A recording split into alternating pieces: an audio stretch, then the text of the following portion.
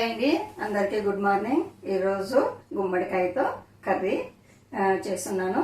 ఇది వెయిట్ అయిన వాళ్ళకి మంచి ఫుడ్ అండి. ఇది మంచి రిచ్ ఫుడ్ ఉన్నట్లే. ఇది వాళ్ళకు చాలా మంచి బెనిఫిట్స్ ఉంటాయి దీంట్లో. ఇది ఎట్లా తయారు చేయాలో చూద్దాం. ఇట్లా సన్నగా తరుక్కున్న ఉల్లిగడ్డలు, గుమ్మడికాయ ముక్కలు మరి సన్నగా తరగద్దండి, ఇట్లా లావుగానే ఉండించుకోండి. మరి సన్నగా తరిగినారంటే కూర ఉడికేలాగా మెత్తగా అయిపోతుంది. కొంచెము బెల్లము, కొంచెము లవంగ, యాలక్క, చెక్క, కొంచెం జీలకర్ర, కొద్దిగా కరివేపాకు, ఒక 4 పచ్చిమిర్చి. ముందుగా స్టవ్ ఆన్ చేస్తున్నాను. ఆన్ చేసి కడాయి పెట్టుకున్నాము.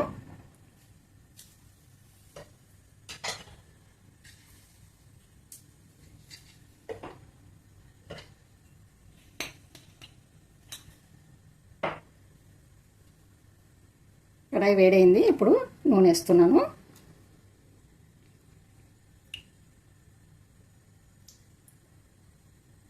వేడైంది. ఇప్పుడు మసాలా దినుసులన్నీ వేస్తున్నాను.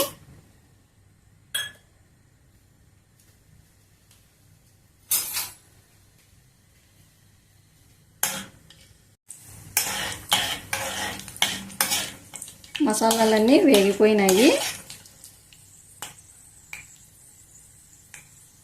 ఇప్పుడు ఆనియన్, పచ్చిమిర్చి వేస్తున్నాను.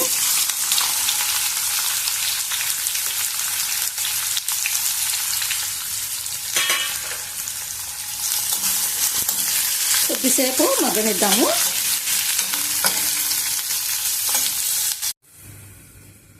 చూద్దాము ఇప్పుడు కొంచెము మగ్గింటుంది ఉల్లిగడ్డ.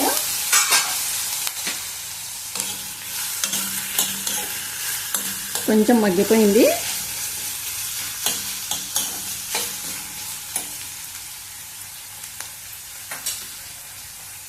ఇప్పుడు కొద్దిగా పసుపు,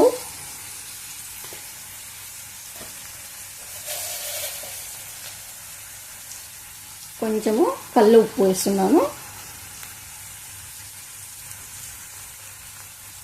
కొద్దిగా 1 స్పూను కారము,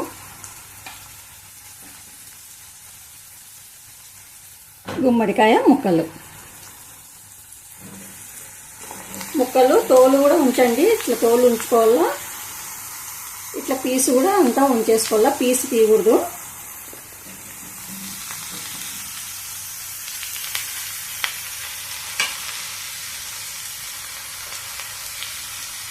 కొంచెము బెల్లము అన్నీ ఒకసారి వేసేసేయండి.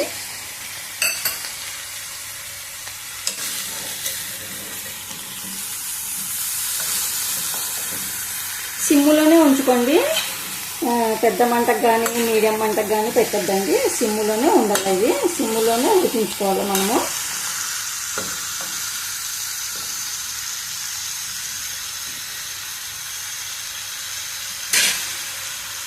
మరి కొద్దిసేపు మగ్గనిద్దాము.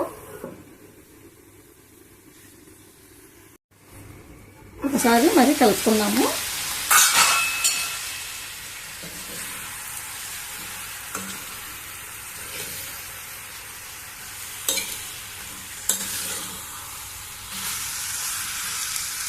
మధ్యలో కలుపుతూ ఉండండి.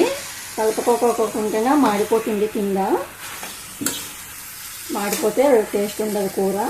అప్పుడప్పుడు కలుపుతూ ఉండండి. కిందివి పైవి అట్లా కలుపుతూ ఉంటే బాగుంటుంది.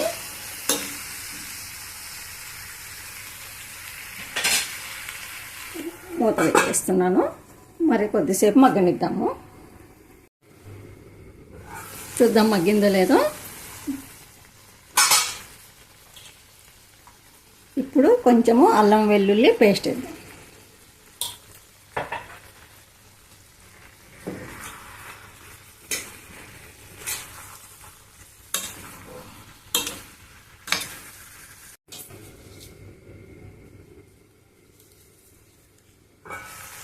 మరొకసారి చూద్దాము.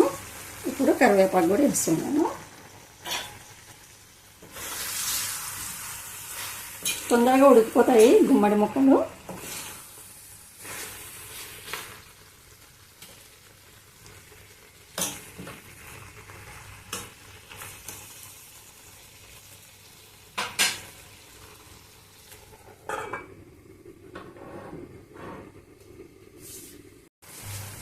చూడండి బాగా మగ్గింది కదా.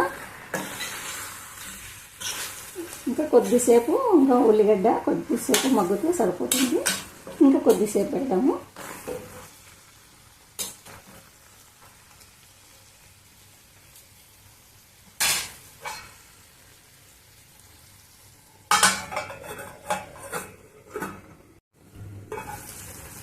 అయిపోయింది, ఆయిల్ కూడా పెళ్ళింది. ఇప్పుడు చివరిలో కొంచెము కొత్తిమీర వేసుకున్నాము.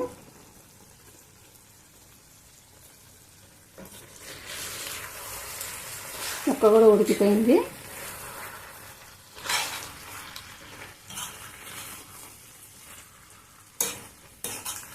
గుమ్మడికాయ కర్రీ అయిపోయింది.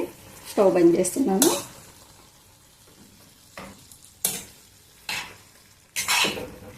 చూసినారు కదా ఎలా తయారు చేయాలో. మీకు నచ్చినట్లయితే లైక్ చేయండి, షేర్ చేయండి, సబ్స్క్రైబ్ చేసుకోండి.